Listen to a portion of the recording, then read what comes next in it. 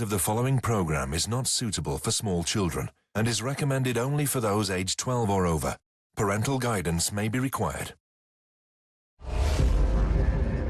The Knights Templar.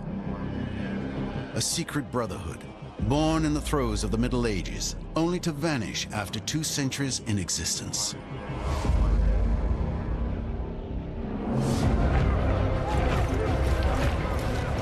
Of these men who left their mark on history, remains the legends that made them famous. Their white overcoats bearing the iconic Red Cross, the riches they amassed, their discipline and ferocity in battle. These were the elite troops, the special forces of the 12th century. After 1,000 years, mysteries still surround the myth of these soldiers of Christ. Are they priests? Are they monks? Are they knights? What are they? As an English chronicler called them a certain new monster. Who was behind the creation of the Order of the Temple? What was its mission? And how did the Templars become so powerful so quickly? By the end of the 12th century, the Templars had become a substantial international organization. Thanks to experts on the Order of the Temple, along with an investigation where the only written evidence of this period is kept, we discover the birth of a legendary brotherhood, a unique paradox of men simultaneously monk and soldier. It's truly unheard of that there's a military code within a religious rule. There were Christian thinkers who felt that it was an abomination to try to bring together prayer and battle.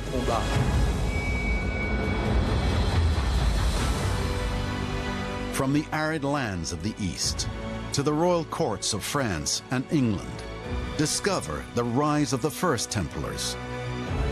See how they rallied the Pope, kings and people all across Europe to their cause. People began to offer huge sums of money, large numbers of donations to the Templar Order.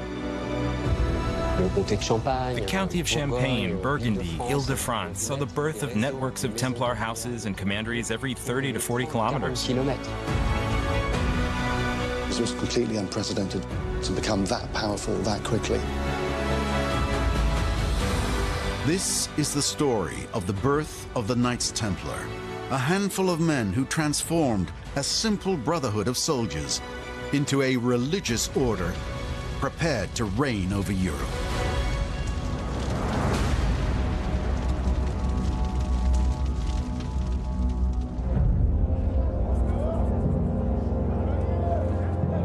Jerusalem. It was here, in the heart of the Middle Ages, that the first Knights Templar emerged.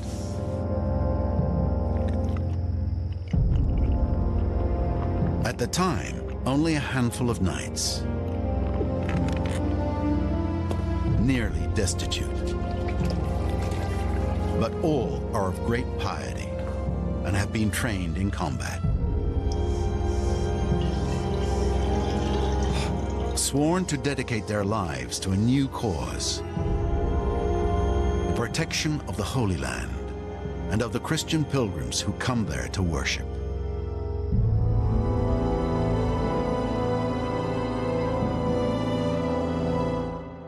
To understand the origins of their existence, we must go back to the end of the 11th century. At the time, the religious world was divided. In the West, the vast majority of Europe was under the authority of the Christian Church and the Pope. Islam dominates North Africa, southern Spain, and the Near East, while the Turks threaten the Byzantine Empire and its capital, Constantinople, territory of the Orthodox Church.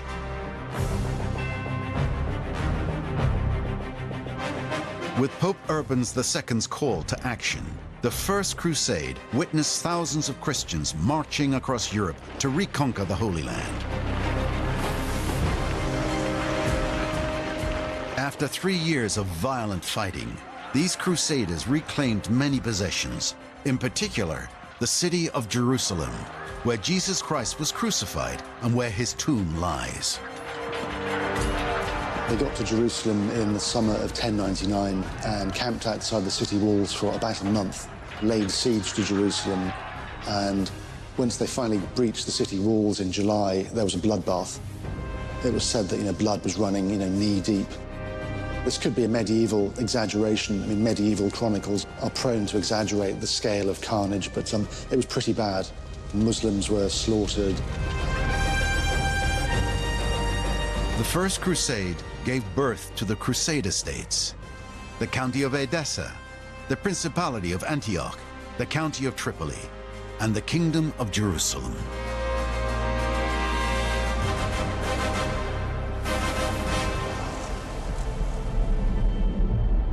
The irony was that after this 3-year epic journey with tens of thousands of people laying waste to various cities, a lot of them just went back to Europe after that. At the dawn of the 12th century, the security of these Crusader states, threatened from all sides, rested on only a few knights of very diverse backgrounds who chose to settle there.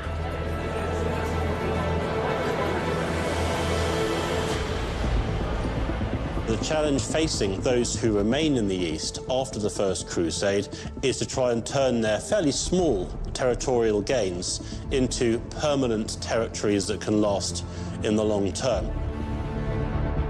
From a military perspective, they have enemies in Damascus who can raise armies of several thousand troops, and in Aleppo, a slightly larger army, and also Fatimid Egypt, which can raise about 15,000 troops. Now, given that the Crusader states, at least in their early years, can't put together more than a few hundred knights with a slightly larger contingent of infantry, that's a very serious challenge.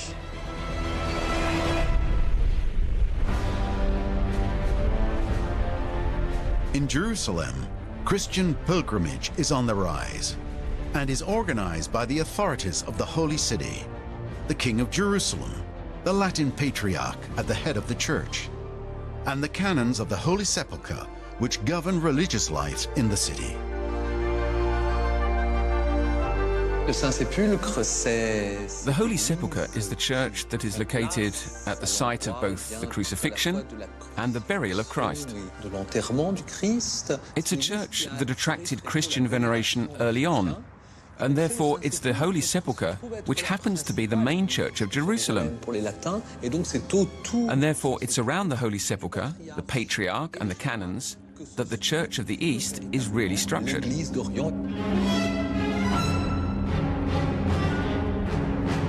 At their side are the members of the Order of the Hospitallers of St. John of Jerusalem to help welcome pilgrims and care for the sick.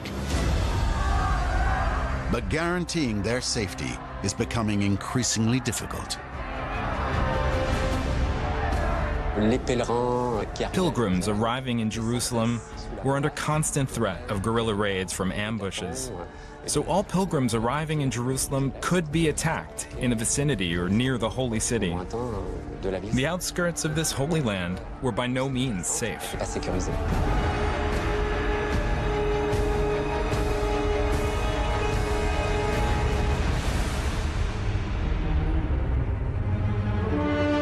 At the time, the Knights Templar didn't yet exist.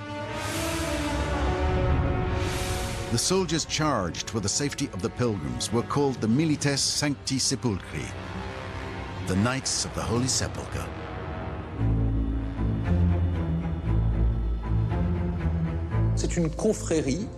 It's a brotherhood of armed civilians who organize themselves to protect the Holy Sepulchre, to protect men and to protect property throughout the Kingdom of Jerusalem.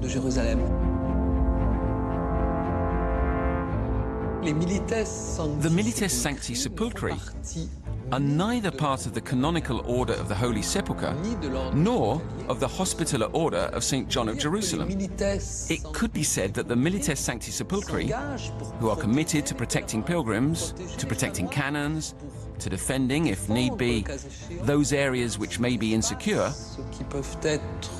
are in a kind of dual dependence. They are dependent on the canons, who direct their spiritual life, and they are dependent on the Hospitallers of St. John of Jerusalem, who maintain and nourish them. Qui les entretiennent et qui les nourrissent. Among these Milites Sancti Sepulchri, one knight will claim his independence. His goal is to form a more powerful group, a hybrid order which no one had ever dared to imagine before. Soldiers of a new kind, both religious and warrior. This knight is the founder of what will much later be known as the Order of the Temple. His identity and history are mentioned for the first time in a 12th century chronicle written by Michael the Syrian, patriarch of the Jacobite Church of Antioch.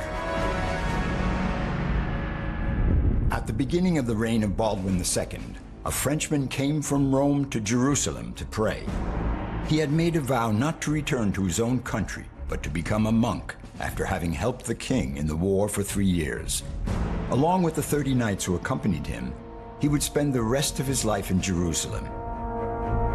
When the king and his barons saw that the Frenchman and his knights had achieved remarkable things in battle, they advised the man to serve in the militia with his 30 knights and defend the place against bandits, rather than become a monk in the hope of saving only his own soul.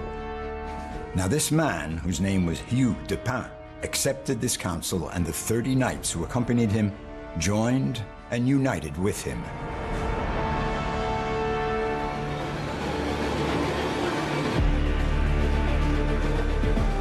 Hugh de Pin, born in the Champagne region around 1070, in a small village that he's named after, located 12 kilometers from the city of Troyes. He's a knight in the service of Count Hugh of Champagne. With his suzerain, Hugh de Pin will spend 3 years in the Holy Land at the beginning of the 12th century, before returning to Europe. Hugh de Pin led a family life. He had a wife and children. And then in 1114, touched by a deep piety that must have inhabited him for a long time, he went back to the Holy Land. And this time he left with the idea that he would never come back.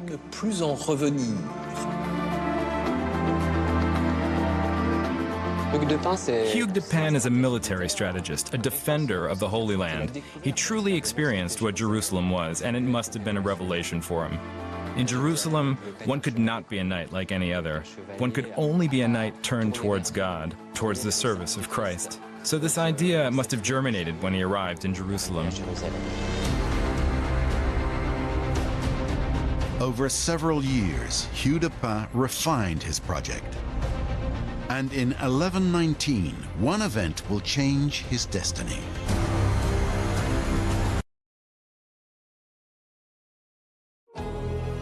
A crossroads of humanity for thousands of years. If this truly is a Neanderthal flute, we're looking at the oldest music ever made. A prize sought by every empire. The Adriatic is the smallest sea in the world, with the largest number of navies that have fought there. Join us as we uncover its rich legacy. Hidden Secrets of the Adriatic, Tuesday at 10 on Viasat History.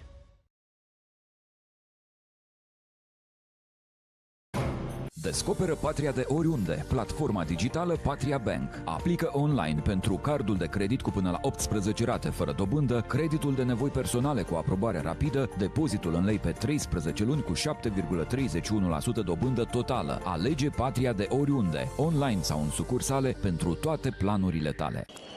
Cauți cadouri prin oraș? Eu te aștept în app, printre milioane de oferte. Comandă-mă și plătești ușor în 6 rate fără dobândă. Comanda acum pantofi Sport Puma pentru copii la doar 139 lei sau set Lego decorațiune pentru masa de Crăciun la doar 129 lei. EMAG. La Mega Image, sărbătorile au un gust excelent. Acum ai coastă de porc excelent la 36 de lei 49 prin Card Connect și brânză buratina excelent la 8 lei 99. Mega Image, bun pentru noi toți. Timp pentru cei dragi. Timp pentru tine. Bucură-te de crema rece de lapte învelită cu un strat de ciocolată neagră crocantă. E timpul pentru pauza cu Kinder Pingui.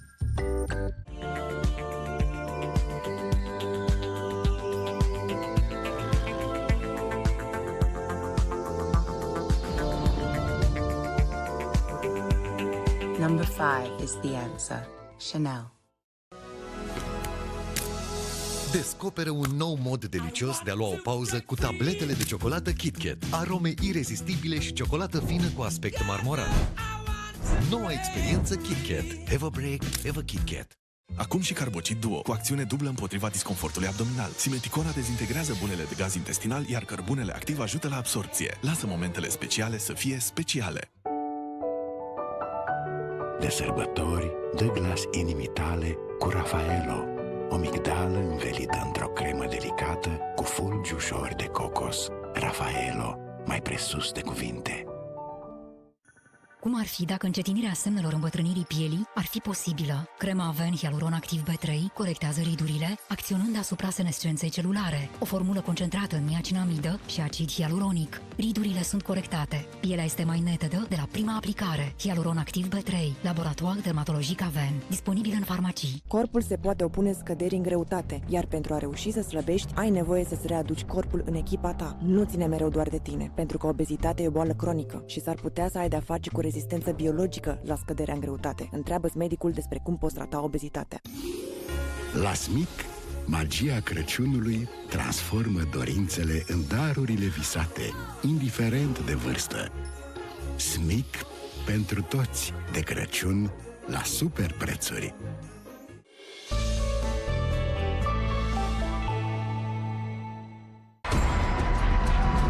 On June the 28th, 1119, Muslims of the city of Aleppo attacked the Principality of Antioch. The intensity of the fighting will be of such violence that the event will be baptized in Latin as the Agea Sanguinis, the Battle of the Field of Blood. It is Baldwin II, the new king of Jerusalem, who will come in person to repel the invaders. This battle reinforced the sovereign's belief that the threat to the Crusader states was becoming too great. The new king, Baldwin II, realized that he needed more military presence than he had on the ground. He needed border guards, escorts on the roads to protect the pilgrims. He needed additional forces.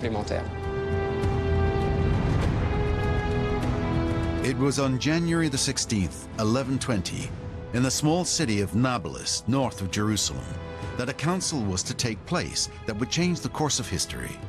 Assembled around the king of Jerusalem, Baldwin II and the patriarch Gaumont de Piquigny, the council brought together the main clergymen and nobles of the kingdom. On that day, the two men approved the project conceived by Hugh de Pin, the formation of a new order of knights, both religious and military, dedicated entirely to the defense of the Holy Land. The opportunity was seized by the king and the patriarch together to gamble that these knights could be operative, and the patriarch played this game, which was not a foregone conclusion, because these knights, who had gathered in the shadow of the Holy Sepulchre, were empowered. They detached themselves from the patriarch. They claimed to lead a religious life of their own, to no longer obey the directive of the Holy Sepulchre, but a master chosen from among themselves, without ceasing to be what they were, that's to say, knights and warriors.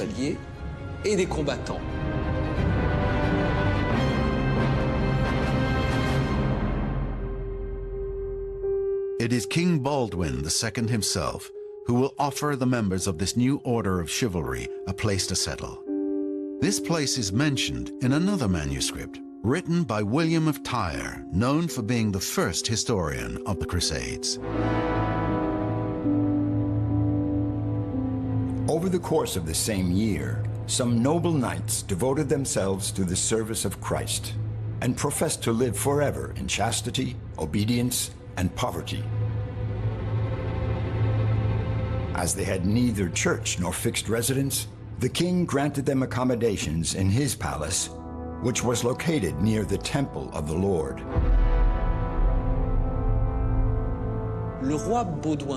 King Baldwin II made a very strong gesture by offering his palace to them in Jerusalem. Baldwin's palace actually extended south of the esplanade of the mosques, south of the Temple Mount. It extended into the area of Al-Aqsa Mosque, the former palace of King Solomon. And so Hugues de Pin and his associates somehow took on the name by association, by calling themselves the Poor Fellow Soldiers of Christ and of the Temple of Solomon. The Poor Fellow Soldiers of Christ and of the Temple of Solomon. Later, this name will be shortened, and the group will become one of the most significant orders in all history, the Order of the Temple.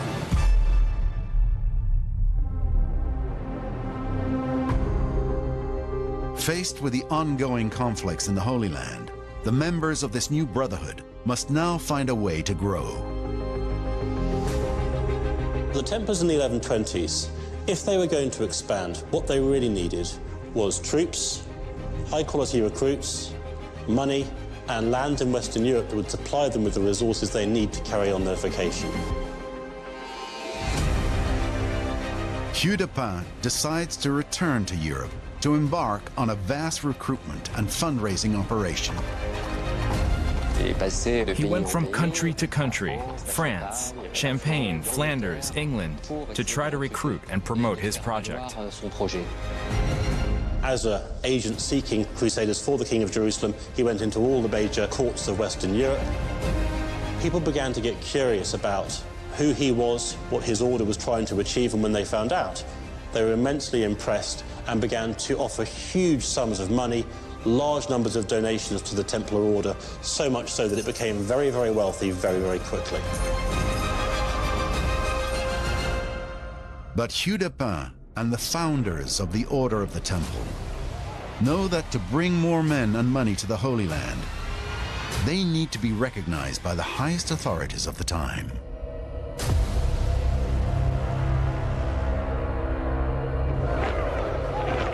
At the beginning, people were asking questions like, are they priests? Are they monks? Are they knights? What are they? Because a priest and monk is not supposed to kill, but they are fighters, they are knights. There were Christian thinkers who considered it an abomination to want to unite prayer and combat under the same religious order.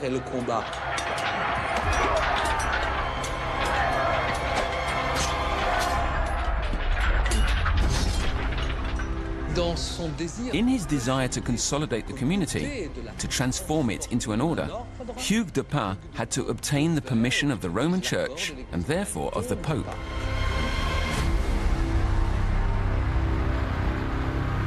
To obtain the Pope's approval, Hugh de Pin will use his connections in a region close to his birthplace, Burgundy. His first wife, Emmeline de Touillon, is a relative of the de Montbard family, in which we also find another man in ascendancy within the Christian Church and recognized throughout Europe, Bernard de Fontaine, who later becomes Bernard de Clairvaux, and after he is canonized, Saint Bernard. Saint Bernard entered the order of Citeaux, and in 1115 he founded a new abbey, the Abbey of Clairvaux. He also came from chivalry, from the border of Burgundy and Champagne. So he had all the characteristics of a man of combat, with a great strength of conviction, a very great orator, eager to lead an ascetic life, a rigorous life in the order of Citeaux, which was really the figurehead of the church at the beginning of the 12th century. Saint Bernard was already in 1129 a considerable figure in the church, a sort of moral figure of the Kingdom of France, both for the clergy and for the common people. He saw in the Knights Templar not only a chance to support the continued defense of Jerusalem, but he also wanted to reform Western European knights. For over 100 years, even before the First Crusade, one of the biggest problems facing the Catholic Church as a whole was to reform Western knighthood. knights were seen to be troublemakers. They fought vendettas against each other, they caused trouble, they were seen to be arrogant and proud. And so Bernard of Clairvaux saw in the Knights Templar the idea of using the Templars as a role model for Western knights, say, this is how you should be, try to steer them away from their internal feuds and into what he perceived to be a more godly form of vocation. Convinced that this new order of the Temple represented an opportunity for the Christian Church, Bernard de Clairvaux wrote a manifesto which would go down in history, entitled In Praise of the New Chivalry. This is a new kind of militia, which fights a dual battle against flesh and blood and against evil spirits. They live without wives or children, dwell under one roof, have no property of their own. They have no fear of sin by killing an enemy, because it is for the sake of Jesus Christ that they give or receive the blow of death.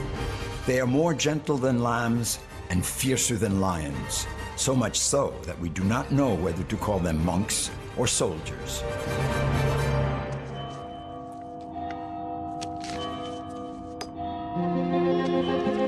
What is stated in his De Laude Nove Militia was, of course, justification of the killing of the enemy, but it wasn't just that. What is most important is the opposition that he makes between two types of chivalry.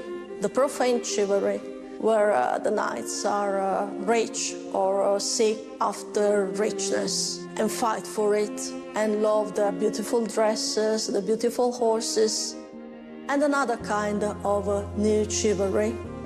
This new chivalry was impersonated by the Templar Knights that really don't care about richness, individual richness, of course, and they put their lives and all they have in support of Jerusalem, the Holy Land, and Christianity in the end.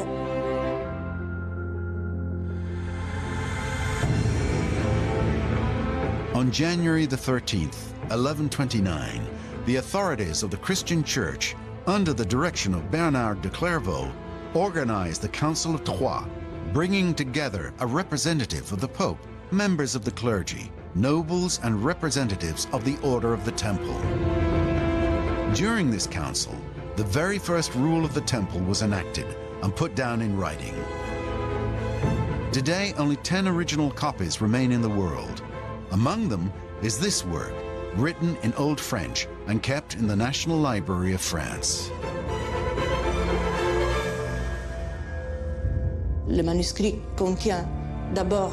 manuscript first contains the rules of the temple, which continues through page 13 and 14. Then there's a list of celebration that the Templars received from the Pope, and then the bulk of the manuscript is formed by the rules of the temple. So, for all of the Temple's legislation, this allows us to say that the manuscript belonged to the Templars. It most probably even belonged to an important house of the order, because it is a beautiful manuscript with a beautiful layout, with the watermarked letters in red and blue, so this is something important.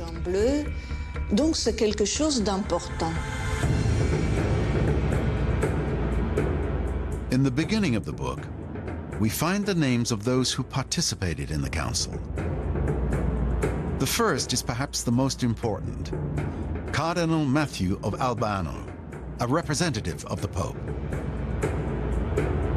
The following is a list of several people gathered in the cathedral of the city of Troyes, among them important religious leaders, the archbishops of Reims and Sens, the bishops of Soissons, Paris, Troyes, Auxerre, and Beauvais. 8 abbots, including, of course, Bernard de Clairvaux. Noblemen such as Count Thibaut of Champagne and William the Count of Nevers. At the end are named the 6 Templars present at the Council of Troyes. Among them, Brother Hugh de Pin, master of chivalry.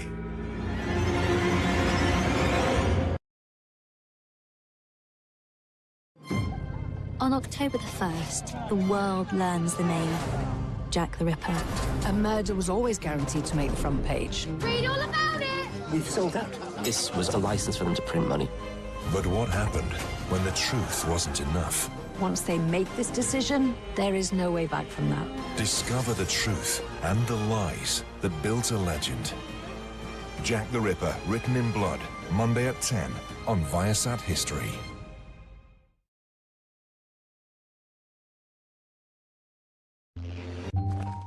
Hochland, brânză de vagi grunjoasă, aduce zâmbete și surprize la masă. Pentru că orice magician priceput știe că cea mai mare magie e să transformi o rețetă în bucurie. Hochland. Bucuria gustului. Înainte decupai cupoane ca să prinzi o super ofertă. Acum economiile vin la tine în App Mobil Plus. Ai cashback, coduri de reduceri, vouchere și multe altele. E ok să vrei mai mult. Economisește peste 2000 de lei pe an. Descarcă App Mobil Plus.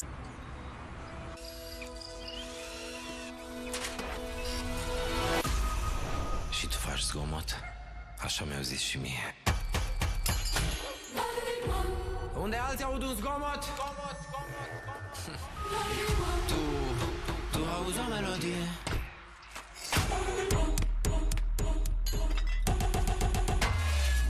De demandă. Când apucă inspirația. De demandă. Cam așa sună creația. Talentat, cred că și pe hrușcă îl prinde. Cum îți dai tu peste dege și compui colindele.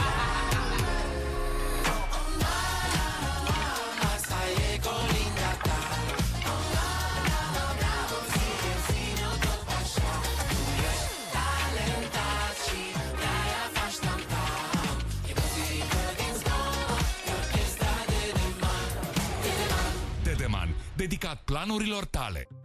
Așteptăm zăpada, așteptăm cadourile. E Crăciunul, momentul când toți simțim acea emoție din copilărie. Indiferent de vârstă, bucuria e aceeași. Magia se naște în momentele în care așteptăm împreună. Kinder, de Crăciun, toți suntem copii. Senzația de prospețime ca după duș pe care ți-o oferă balsamul Lenor rămâne cu tine întreaga zi. Întreaga zi? Da! Capsulele de parfum eliberează o aromă intensă și rafinată care îți oferă o senzație de prospețime ca și cum tocmai ai ieșit din duș. Mă simt bine în Lenor. Folosește balsamul lichid Lenor împreună cu perlele parfumate pentru de 10 ori mai multe molecule de parfum.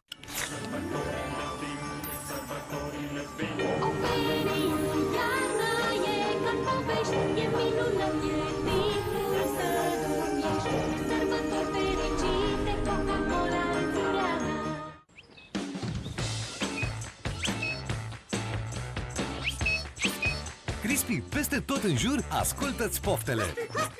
Kinder Crispy, 3 straturi de napolitană crocantă, umplute cu cremă de lapte și de cacao, învelite în ciocolată. Noul Kinder Crispy sună bine, gustul e și mai bun. Descoperă Patria de oriunde, platforma digitală Patria Bank. Aplică online pentru cardul de credit cu până la 18 rate fără dobândă, creditul de nevoi personale cu aprobare rapidă, depozitul în lei pe 13 luni cu 7,31% dobândă totală. Alege Patria de oriunde, online sau în sucursale, pentru toate planurile tale. Hello, Ida. Play my music.